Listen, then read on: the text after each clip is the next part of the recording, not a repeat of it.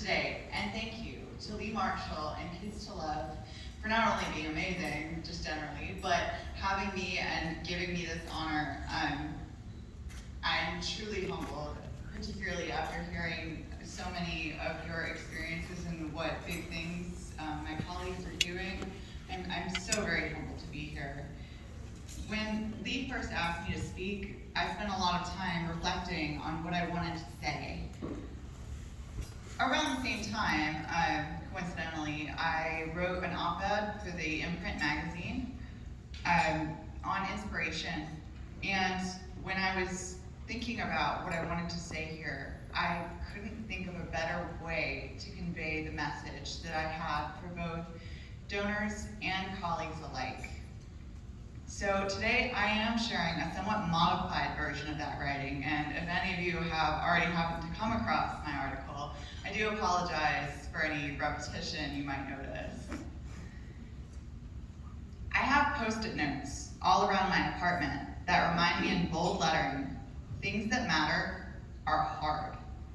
Some of you may recognize that quote from my all-time favorite movie, Instant Family. I find endless inspiration in these simple words because my life experiences have proven their truth. Transitioning from a chronic child abuse victim to an empowered survivor mattered, and it was hard. For the record, so was waking up at 2:30 a.m. to get ready for a 5 a.m. flight. I mean, if anyone knows who's in charge of flight schedules, I really just want to talk to them. But back on a serious note, the same can be said of enduring a decade of all of the worst parts of foster care, including educational interruptions, housing instability, and multiple kinds of abuse from certain placements. Although these events were all painful and difficult, they inspire me. I know things could be better. I know I can be the one to shed light on some of the cracks in the system that children and youth fall through. Inspiration for me is simply the knowledge that there are children in our country who do not believe they are worthy of love. As if that were not heartbreaking enough, the circumstances of their lives often confirm those beliefs. A biological mother who chooses an abuser over her children. Foster parents, beloved by the children, but who have ultimately decided that fostering is no longer a good fit for their family. Or a teenage girl having an open conversation with her social worker about difficulties finding a new placement because no one wants teens. All of this is happening while a child's self-worth is in its formative stages. How can they ever feel worthy when everyone rejects them for one reason or another? Choosing to love these children, advocate for them, provide them a stable and safe home and a quality education are some of the most difficult tasks facing society. But these actions matter more than words can convey, not only in the eyes of a specific child, but from the point of view of every person whose life will one day be touched by that child. I cannot personally think of anything more inspiring than that. It has fueled my passion in my personal and professional life. The tears I've shed over the years are my motivation. When I aged out, it was terrifying. I was on my own and I had to make everything work with virtually no family and only myself to depend upon. I had no safety net and failure was not an option. That paralyzing anxiety only made me work harder because I knew my situation is not unique and many others are suffering. Despite plenty of self-doubt, imposter syndrome, generalized feelings of inadequacy, I decided to pursue one of my lifelong dreams to become a lawyer on the front lines of child welfare law and policy. The word hard could not begin to describe the journey it took to become one of the roughly 2% of former foster youth to graduate college. I graduated magna cum laude with my bachelor's degree in 2018 after 4 years of balancing full course loads, working close to full-time hours, and many conflicts in my personal life. On the days I felt like I couldn't go on, I reflected on my time in the system. I remember times when I was hungry, scared, or hopeless. And it reminded me that someone out there is walking that same worn-out path I once tread in the same hand-me-down shoes. I also took seriously the fact that I was in a position to do something about it. My late grandfather always told me that being a brain, as he put it, is not just a gift, it's a responsibility to others. I knew the road ahead wouldn't be easy, but I knew firsthand just how much it mattered. I am still a work in progress. Even though my life is better than it has ever been, I am still learning to cope with the pain of my present reality. I once believed that when I was an adult, not having parents would matter to me, similar to how children often believe that when they turn 18, or in Alabama 19, they will magically know everything and be confident to be completely in charge of their own lives. It's okay, you can laugh at me. Clearly, my assumptions were wrong.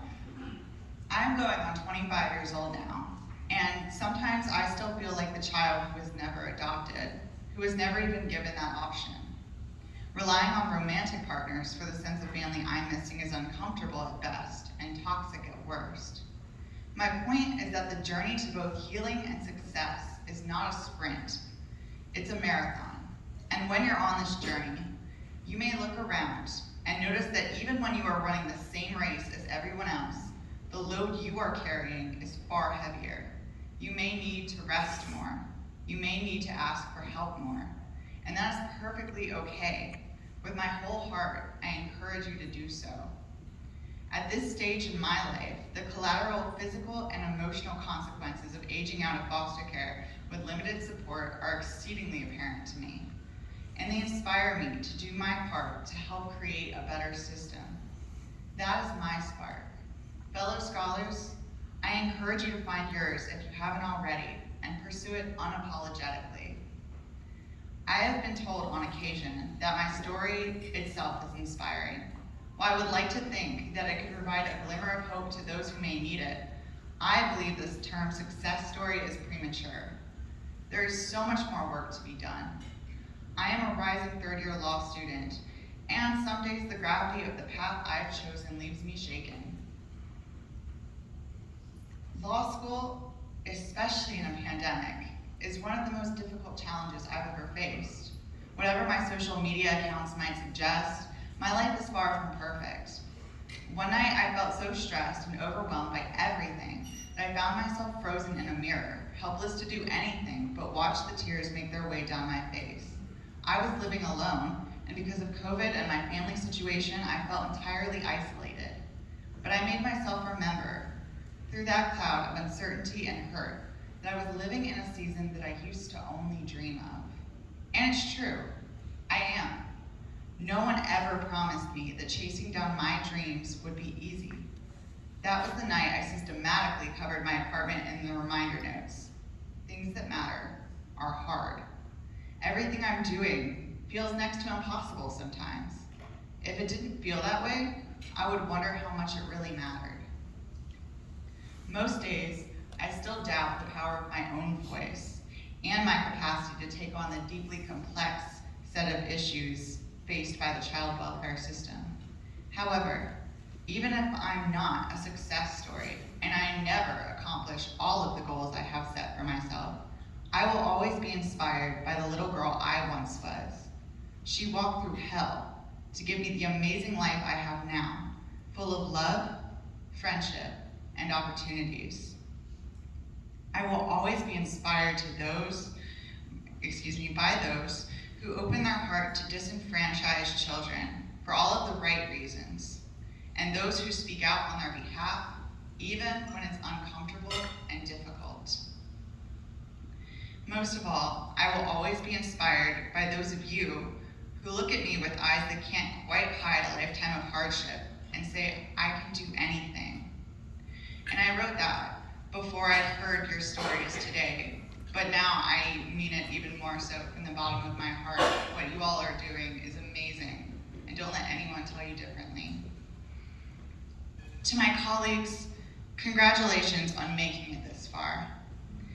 Whether you just graduated high school, gotten a GED, or are in the middle of your college or trade school career, you are well on your way to defying the statistics about foster youth. Please, everyone, if you could, let's take a moment to give these accomplished young people a round of applause for their hard work and perseverance.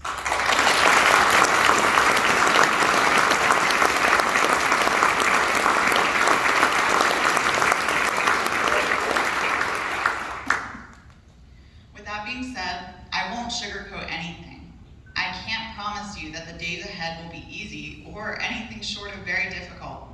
But if you were choosers of the easy path, you probably wouldn't be sitting here. Take a good look around this room. Every person you see here is invested in you and your success, because you matter. What you want from life matters. And yes, it's hard, and often an uphill fight. Trust me, I know. But when it feels impossible, just think of how much you've already overcome. You are strong, you are resilient, you are capable. You have the tools to beat every odd stacked against you. Whatever comes your way, you can handle it. And for the things you can't handle alone, that's what amazing organizations like Kids to Love are here for. Every single one of you has a story. Never underestimate its power. Everyone here believes in you. I believe in you. So get on out there and make it happen. We will all be here cheering you on as you take these vital next steps into the world. And try to remember always, but especially in moments of weakness, things that matter